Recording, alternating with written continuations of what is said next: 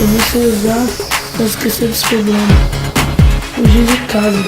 Meu pai chegava bêbado e me batia muito. Meu sonho é estudar, ter uma casa. Essa é uma história que comove todos nós. De uma criança que via no chefe um super-herói. Idolatrava o poder, ele adorava o respeito. Dizia: quando eu crescer, você daquele jeito. Só via carro de luz, só modão 1100. E seus olhos brilhavam naquilo que o convém.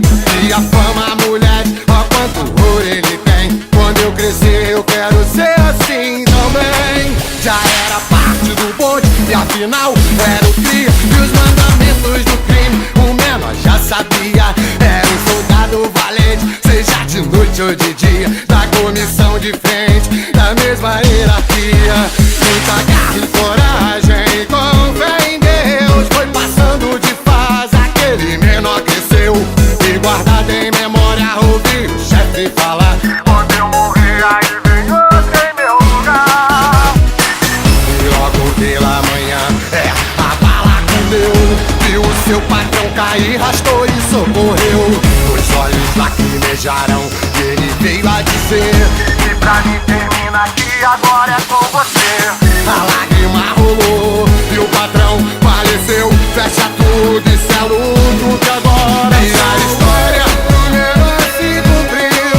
Profetizou em palavras, eu sei que alguém ouviu. E já formado no crime, com seu diploma na mão, foi nomeado como o novo patrão. E a história do menor se cumpriu. Profetizou em palavras, eu sei que alguém ouviu. E já formado no crime, com seu diploma na mão, foi nomeado como o novo patrão. E era cria querido em toda a comunidade, respeitado no bonde por atos de coragem. Em uma reflexão foi que ele viu a verdade. E as paredes fechadas só lhe diziam saudade. Já sabia, já sentia que era o fim de uma história. E morrer como um homem seria honra e glória. E numa operação, em uma curta distância, ali termina o sonho daquela criança. Essa é uma história que comove todos nós. De uma criança que via no chefe um super-herói. Idolatrava o poder, ele adorava o respeito. Dizia: quando eu crescer, você daquele jeito. Só via carro de luz, só motão 1100. E seus olhos brilhavam naquilo que o convém.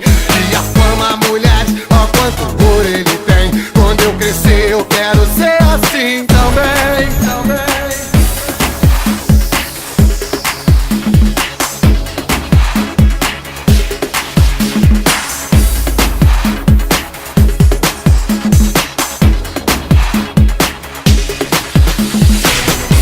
Quem sabe no bagulho aqui sou eu. Funk Neurótico.